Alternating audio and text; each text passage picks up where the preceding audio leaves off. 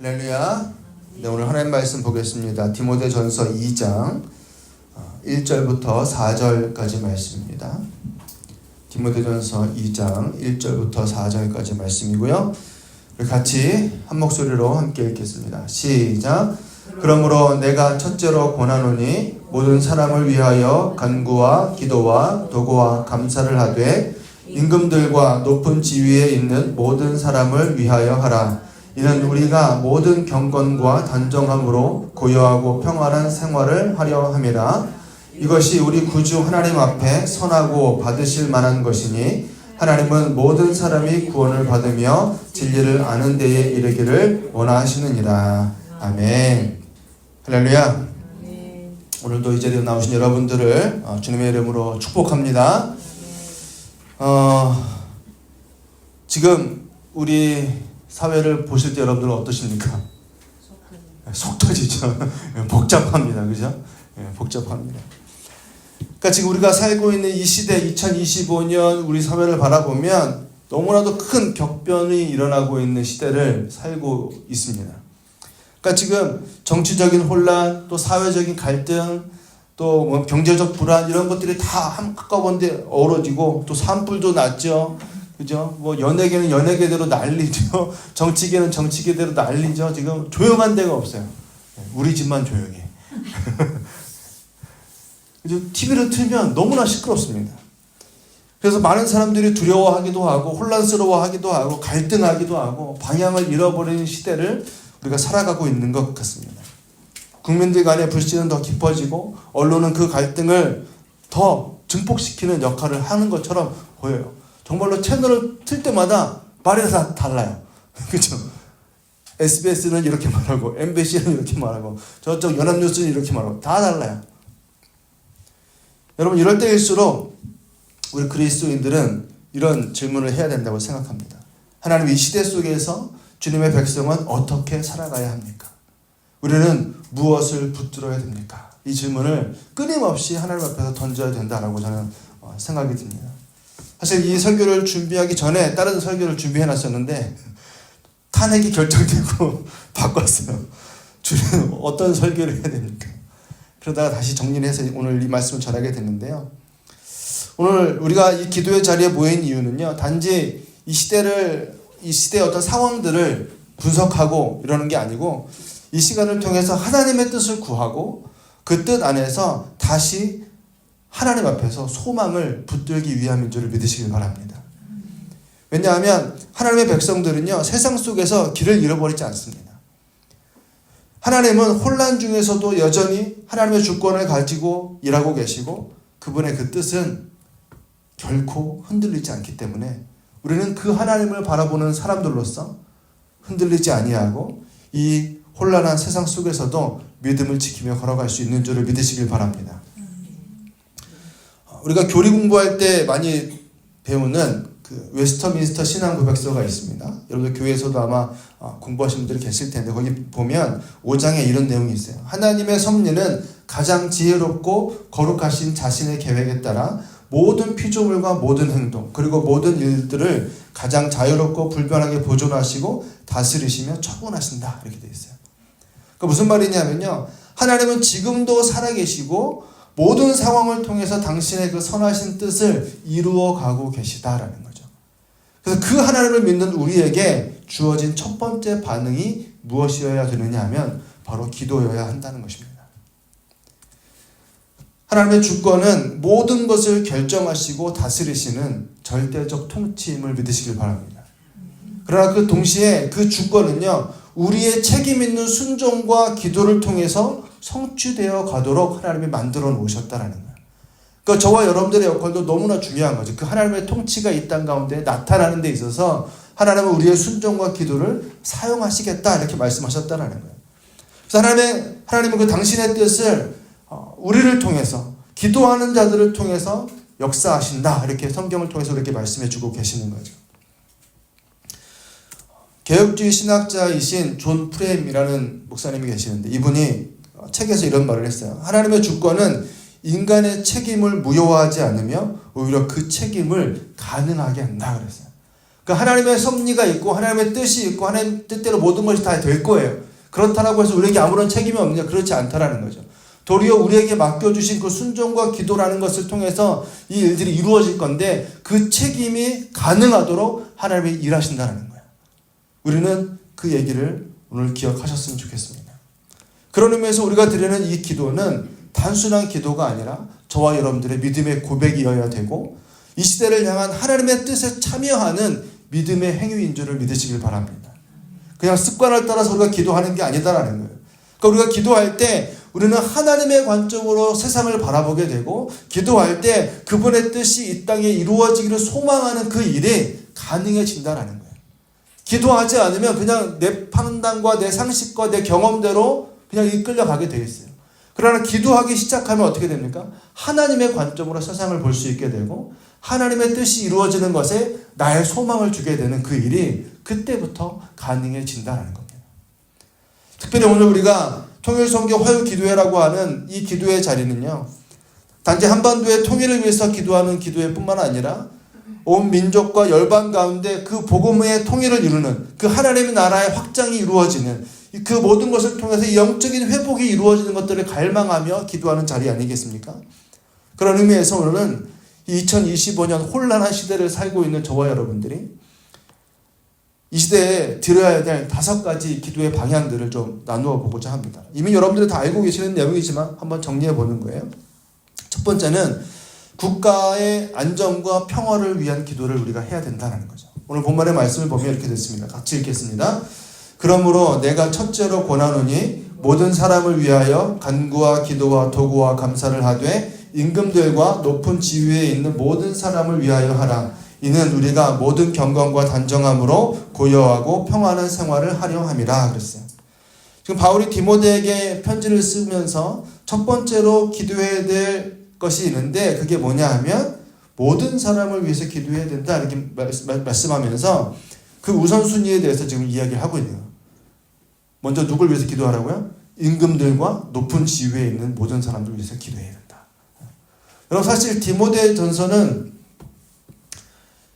그 당시 에베소 교회에 이단적인 문제들이 있어가지고 디모데에게 편지를 써서 그 에베소 교회에 가서 일을 이렇게 처리했으면 좋겠다라고 하는 내용을 담은 편지가 디모데 전서예요. 근데 그 교회의 혼란스러운 상황을 어떤 식으로 정리해야 되냐라고 하면서 정리해 놓은 글이 디모데 전서인데 첫 번째로 해야 되는 일은 뭐냐면 기도해야 된다라는 거예요. 근데 그 기도 중에서도 뭘 위해서 먼저 기도하라고요? 임금들과 높은 지위에 있는 사람들을 위해서 기도해야 된다. 그게 뭘 가져온다고요? 교회 공동체의 평안을 가져올 거야 이렇게 얘기하는 거예요. 이해되세요 여러분? 에베소 교회의 문제를 해결하기 위해서 디모데에게 이렇게 해라고 전달하는 건데 가장 첫 번째 해야 될 게 뭐라고? 기도야. 근데 그 중에서도 뭘 위해서 기도하라고요? 임금들과 높은 지위에 있는 사람들을 위해서. 좀 이상하지 않나요? 그죠? 근데 그 다음에 있는 내용을 보면 우리가 이해할 수 있습니다. 사실 그 당시 배경으로 보면 로마 제국이 기독교인들, 그리스도인들을 어떻게 했습니까? 핍박하기도 하고 이런 상황들이 있었음에도 불구하고 그 정치 지도자들을 위해서 기도하라고 그게 첫 번째라고 좀 이야기하고 있는 거예요. 왜냐하면 평화, 그 정치적인 안정이 가져오는 그 평화는 예수님의 말씀을 따르는 사람들이 하나님의 그 구원의 메시지를 전하기에 이상적인 환경을 만들어주기 때문에 그렇다라는 거예요. 그 뒤에 나오는 말씀은 그 얘기예요. 이는 우리가 모든 경건과 단정함으로 고요하고 평안한 생활을 하려 합니다. 그랬어요. 우리의 삶이 평안해야 복음이 잘 전해지기 때문에 그렇다라는 거예요. 그리고 4절에서 뭐라고 말합니까? 하나님은 모든 사람이 구원받기를 원하시고 예수님은 모든 사람을 대속물로 내어주신 유일한 중보자이시다라고 이렇게 설명을 하고 있는 거예요. 그러니까 성경이 지금 말하고 있는 분명한 이유는 뭐냐 하면 하나님께서는 질서를 통해서 복음이 확산되기를 원하신다라고 지금 말씀하고 계시는 거예요. 평안함을 통해서. 그러니까 지도자들을 위해서 드리는 이 기도는 단지 정치적인 안정을 위해서 하는 기도가 아니라 궁극적으로는 뭘 위해서라는 거예요? 복음이 제대로 전달되기 위해서. 믿는 자들이 경건하고 단정한 삶을 유지할 수 있도록 하기 위한 하나님의 방법이다. 이렇게 말씀하고 계시는 거예요. 그래서 에베소 교회를 문제를 처리할 때 가장 먼저 기도를 해야 되는데 그 중에서도 첫 번째 기도는 뭐냐 하면 높은 자들, 임금들과 지도자들을 위해서 기도해야 된다. 이렇게 말씀하고 있어요. 여러분 오늘날 한국 사회도 마찬가지라고 저는 생각합니다. 정치적 혼란은요. 단순히 어떤 뉴스를 넘어서 국민들의 삶과 굉장히 밀접하게 연결되어 있잖아요. 지금도 막 나가서 하루 종일 있는 사람들 있잖아요. 며칠씩. 그죠? 경제는 흔들리고 사회는 양극화되고 약자들은 더욱더 불안한 삶을 살아갈 수밖에 없는 상황에 놓여 있어요. 근데 그 영향이 교회와 성도에게 고스란히 미치는 거예요. 이때야말로 교회가 가장 근본적으로 회복해야 되는 사명이 뭐냐 하면 기도다라는 거죠. 기도. 많은 사람들이 각자 자기의 어떤 정치적인 입장이 다를 수 있습니다. 근데 그것을 앞세우기보다 하나님 앞에 나아가서 그 지도자들을 위해서 기도하는 것이 먼저다라고 지금 성경이 말씀하고 있다라는 거예요. 하나님께서 그들의 마음을 움직이시고 진정한 하나님의 정의와 공의가 강물처럼 흐르게 하시도록 기도하는 것이 저와 여러분들의 책임임을 기억하시길 바랍니다. 우리는 단지 정치적 상황이 불안정하니까 하나님 정치가 안정되게 해주세요 이런 기도를 하라는 게 아니라요. 하나님의 섭리를 바라보고 믿음으로 기도하는 거예요. 하나님이 이 땅에 평화를 허락하셔야 되는 이유가 뭐냐 하면 복음 때문이다라고 지금 말씀하고 있는 거예요. 복음이 전달되기 위해서, 복음이 더 잘 전달되기 위해서 뭐가 필요하다고요? 이 땅에는 평화가 임해야 된다. 하나님은 이 땅의 평화를 통해서 이 복음적 통일과 교회의 사명을 준비하고 계시다라는 거예요.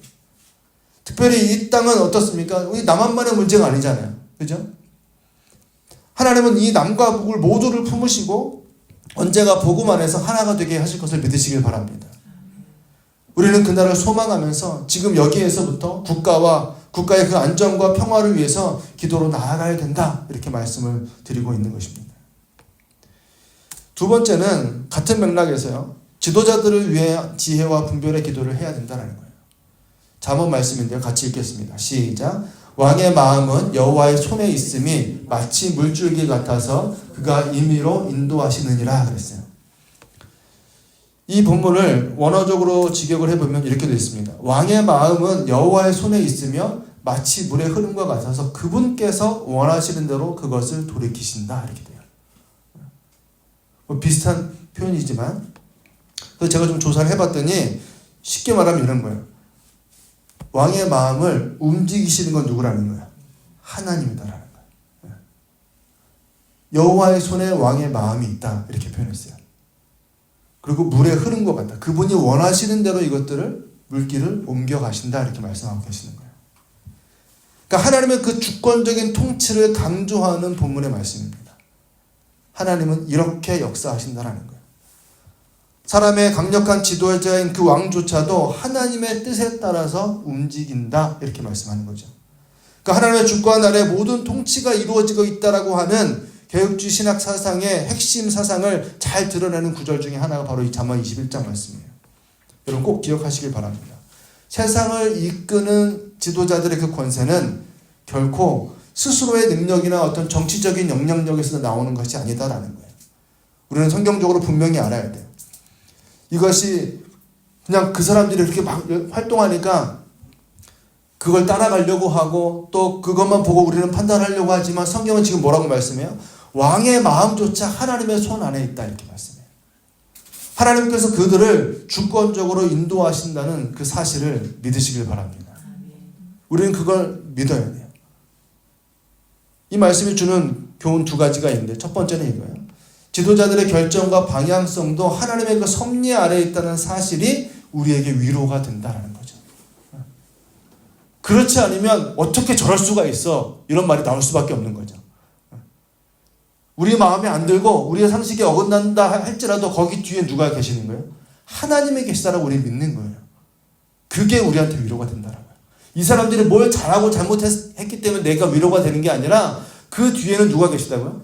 하나님이 계시기 때문에 그게 어떤 방향이든지 우리는 뭐예요? 하나님 앞에서 위로를 얻는 거죠. 아무리 세상이 혼란스럽고 부정하게 보인다 할지라도 그 뒤에는 하나님의 손이 여전히 일하고 계시다는 그 사실을 믿으시길 바랍니다. 성경은 여러 곳에서 이러한 하나님의 섭리를 우리에게 설명해 주고 있어요. 그렇기 때문에 우리는 우리의 현실이 아무리 거세게 요동친다 할지라도 하나님이 그 모든 것들을 다스리시는 분이시다라는 사실을 믿으시길 바랍니다. 이 믿음이 우리에게 있어야 된다. 이 믿음이. 여러분 개인적으로 생각해봐도 우리 가정에 갑자기 어떤 일이 생기면 하나님 생각이 안 날 수 있잖아요. 그죠? 안 좋은 일이 막 갑자기 생겨. 연달아서 생기고 그러면. 그때에도 우리 뭐가 있어야 된다고요?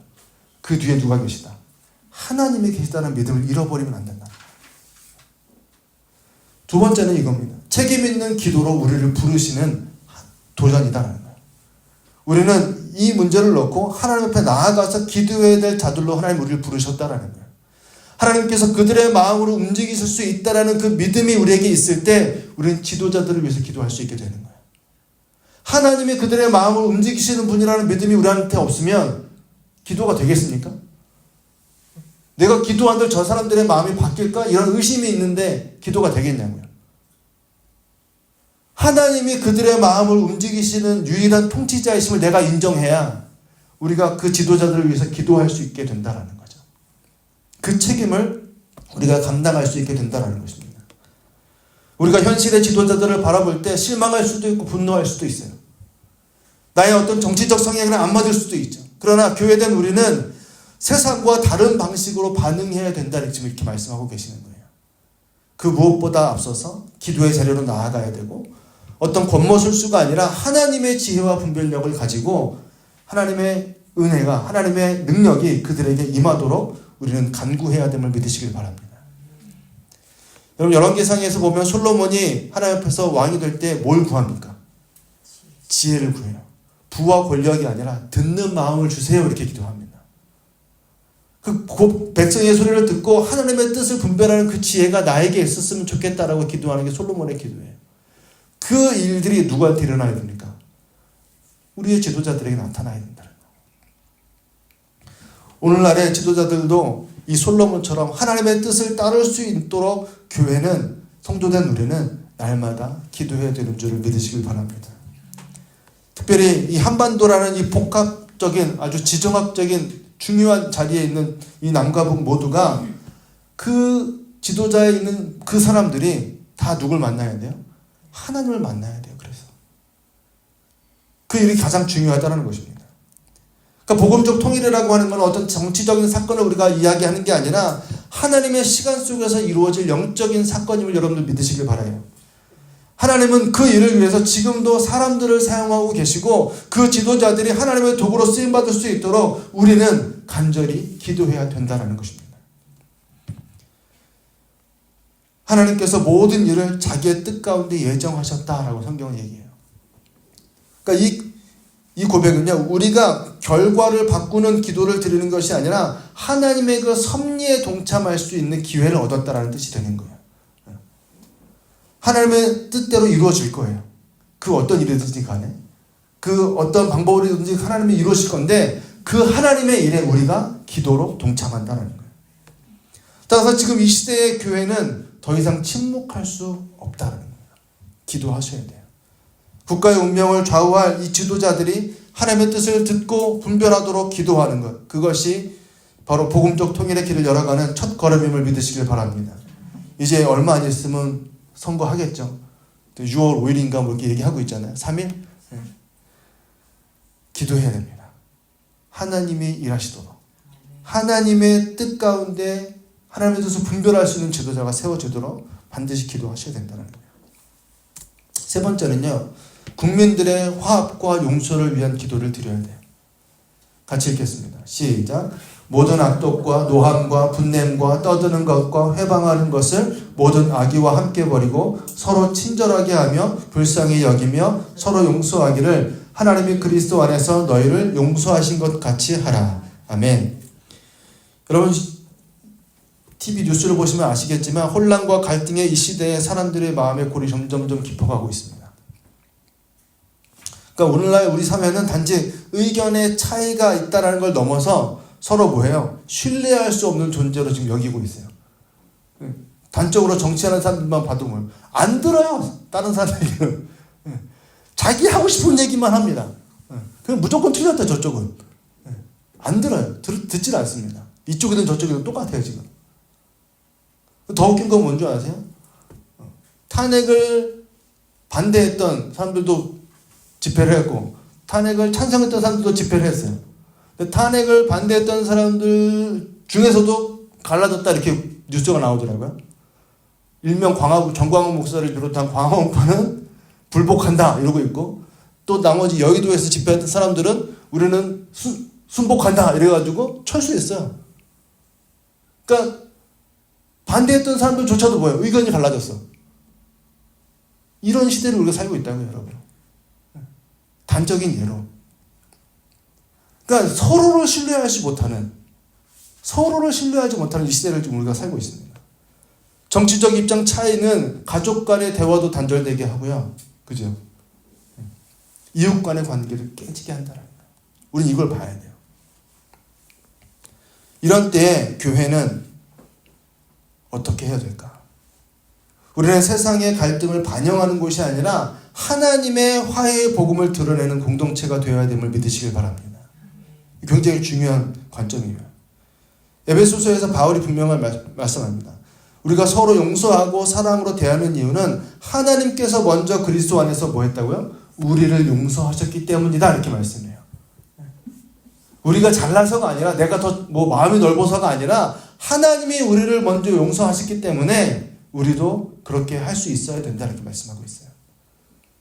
여러분 복음은요 단지 우리가 아는 어떤 이론이 아니라 복음은 원수를 용서하게 하고 담을 허물고 하나 되게 만드는 실제적인 능력임을 믿으시길 바랍니다.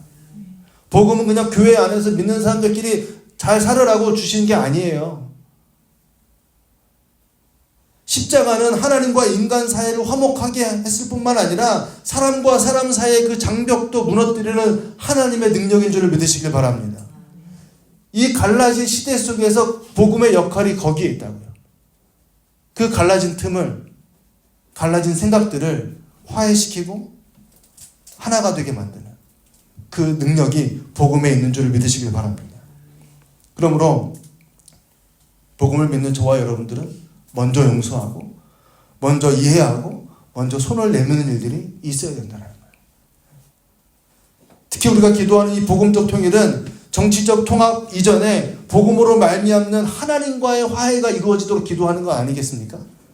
그러니까 각 개인이 또 남과 북이 하나님과 복음으로 온전한 통일을 이루어갈 때 하나님의 그 통치와 역사하심이 나타날 줄을 믿으시길 바랍니다.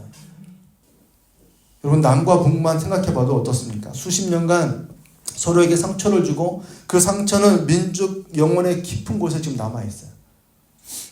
하지만 복음은 그 모든 상처를 치유하고 가장 멀리 있는 이들을 가장 가깝게 만드는 유일한 능력임을 믿으시길 바랍니다. 그것이 하나님의 능력이요. 십자가 복음의 능력이에요. 하나님과 멀어졌던 우리를 하나님과 자녀 되게 하셨잖아요. 그 정도 능력이면 좀 믿어볼 법하지 않습니까, 여러분? 그래서 우리는 이 땅의 국민들을 위해서 기도해야 됩니다. 미움 대신에 이해를, 갈등 대신에 화해를, 불신 대신에 신뢰를 회복할 수 있도록, 그리고 그곳에 복음을 통한 화해가 이루어지기를 반드시 기도해야 됨을 믿으시길 바랍니다. 그 복음의 능력이 저와 여러분들을 통해서, 여러분들의 교회를 통해서 가정으로 흘러가고 사회로 흘러가고 이민족으로 흘러 들어가야 된다는 거예요. 네 번째는 교회의 역할을 위해서도 우리가 기도해야 됩니다. 같이 있습니다. 시작. 너희는 세상의 소금이니 너희는 세상의 빛이라 산 위에 있는 동네가 숨겨지지 못할 것이요 그랬어요. 여러분 세상이 혼란과 어둠 가운데 있을 때 하나님께서는 그분의 백성들에게 사명을 주셨는데 그게 뭐예요? 세상의 소금과 세상의 빛으로 주셨어요. 지난번에도 제가 말씀드렸어요. 우리는 교회의 소금과 교회의 빛이 아니에요. 세상의 소금과 세상의 빛으로 주셨어요. 소금은 부패를 막고 맛을 더합니다. 빛은 어둠을 밝혀서 길을 비춰주죠. 그러니까 예수님께서 우리를 그렇게 부르셨다라고 하는 건 뭐예요? 필요한 역할이 있다라는 뜻이에요. 필요한 역할이 있다. 교회가 감당해야 될 역할이 있다라는 거예요. 우리가 이 시대의 위기 앞에서 침묵하거나 물러서서 가만히 방관하고 있는 게 아니라 필요한 역할을 해야 된다고 지금 말씀하고 있는 거예요. 그게 뭡니까? 기도예요. 가장 첫 번째는 기도라고요. 근데 현실은 어때요? 오늘날 많은 교회가 사회에서 신뢰를 잃어가고 또 교회는 그냥 자기들 나름대로 나만의 어떤 만족을 위해서 신앙생활을 하는 것처럼 그렇게 흘러가는 교회들이 너무나 많습니다. 때로는 또 뭐 어떻게 그 세상의 희망이 되어야 될 교회가 조롱거리가 되기도 합니다. 너무나도 안타까운 상황들이 많이 있죠. 찰스 스펄전이라는 목사님이 이렇게 말했어요. 세상의 물결이 교회를 위협하는 것이 아니라 교회의 타락이 세상을 파괴하는 가장 큰 위협이다 그랬어요. 무슨 말일까요? 그만큼 교회의 부패는 세상의 타락보다 더 무섭다라는 거예요.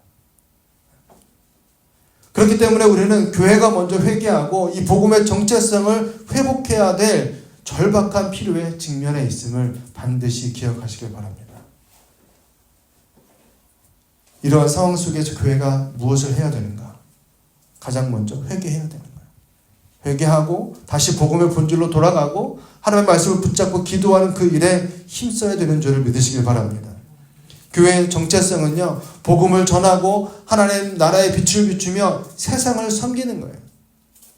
내 믿음 하나 지키겠다고 전전긍긍하는 게 아니라 예배와 말씀, 기도와 섬김을 통해서 세상 가운데 하나님의 뜻을 드러내는 공동체가 교회여야 됨을 반드시 기억하시길 바랍니다.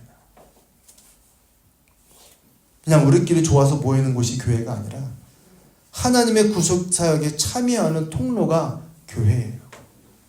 특별히 우리가 기도하는 이 복음적 통일을 위해서 교회가 감당해야 될 일들은 너무나도 중요하다는 거죠.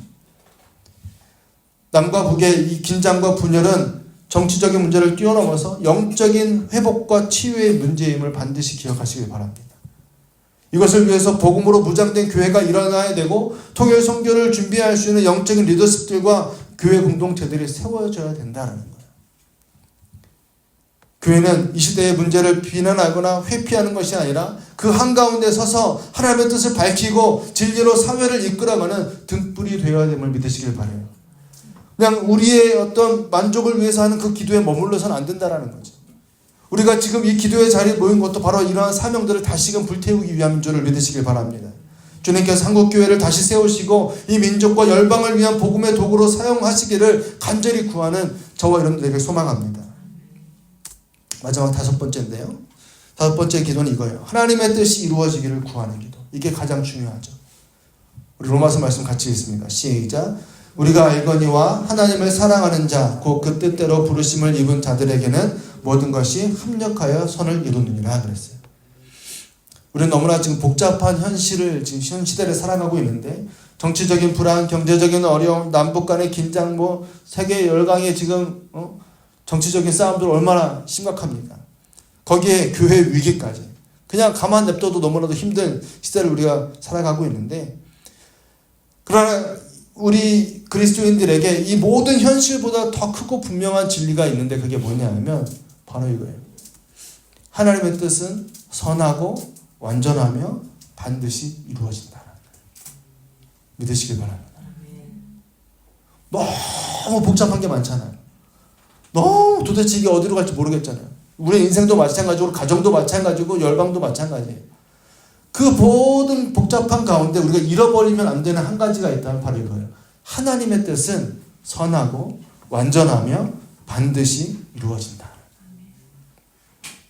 우리가 이해하지 못하는 상황일지라도 하나님은 여전히 일하고 계시고 그분의 계획은 어느 것 하나 실패하거나 멈추지 않는다는 사실을 반드시 기억하시길 바랍니다. 우리가 모르고 있는 순간에도, 우리가 인지하지 못하는 그 순간에도 하나님 뭐하고 계세요? 하나님의 뜻대로 일하고 계시는 거예요. 하나님의 계획대로 지금 일하고 계시는 거예요. 로마서 8장 말씀은 이러한 신앙의 확신을 가장 분명하게 증언하는 말씀이다라는 거죠. 그러니까 하나님을 사랑하고 그 뜻 안에서 부르심을 받은 저와 여러분들, 맞죠? 네. 그들에게는 모든 일이 합력하여 선을 이루도록 하나님이 지금도 그 하나님의 섭리 가운데 일하고 계심을 믿으시길 바랍니다. 그래서 이 진리를 신뢰하는 자들은 기도하면서 낙심하지 않는 거예요. 기도하면서 좌절하지 않는 거예요. 기도하면서 포기하지 않는 거예요. 이게 될 수가 없는 거예요. 왜? 누가 계시니까? 그 일을 반드시 이루실 하나님이 계시는 걸 믿기 때문에. 기도하는데 기도 끝나고 나가면서 에휴 될까? 이러고 안 돼. 이거 기도 말짱 도루묵이에요. 말짱 도루묵. 안 한 거나 똑같아. 여러분 교회에서도 규모처럼 마치고 집에 가실 때 야, 기도해 그거. 아휴 될라나 모르겠다. 이러고 집에 가시면 아무 짝에 쓸모없는 거예요. 그거. 하나님의 뜻은 어떻게 된다고요? 반드시 이루어진다.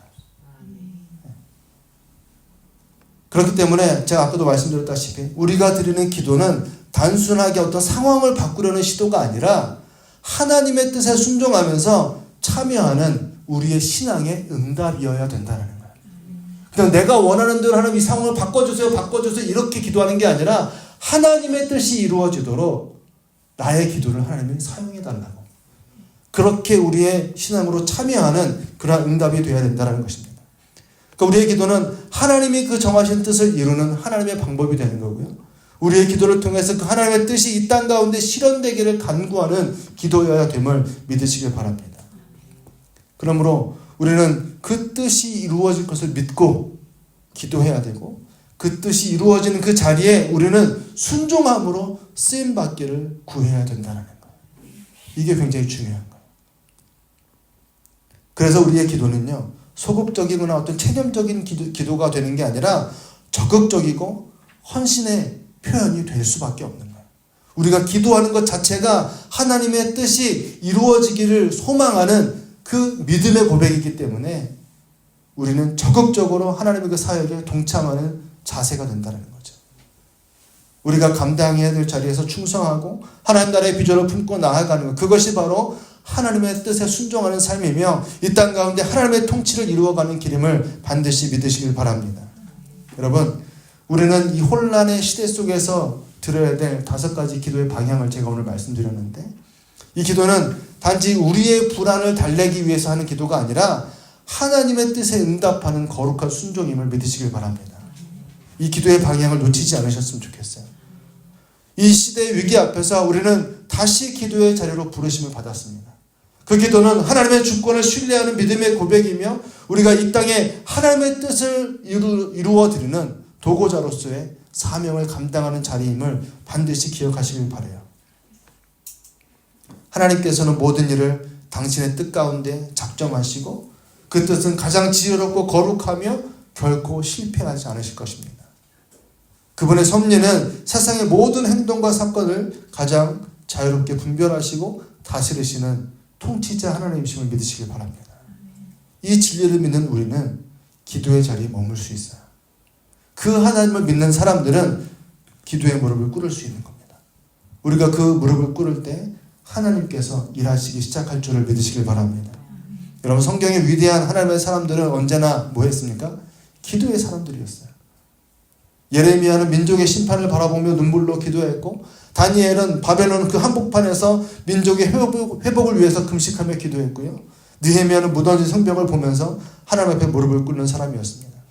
오늘 저와 여러분들이 이 자리에 서 있는 것도 그 믿음의 전통을 이어가는 거룩한 자리임을 기억하시길 바랍니다. 우리가 이 기도를 하기 시작할 때 이 땅의 역사는 복음의 방향으로 움직여가게 될 것을 믿으시길 바랍니다. 그러므로 저와 여러분들이 각자 있는 그 삶의 자리에서 또 여러분들 섬기는 그 교회에서 또 일터에서 이 민족을 위한 이 거룩한 제사장의 사명을 감당하시기를 주님의 이름으로 축복합니다. 이 기도의 불씨를 다시 붙잡고 하나님의 뜻을 이 땅 가운데 이루는 도구가 되시기를 소망합니다.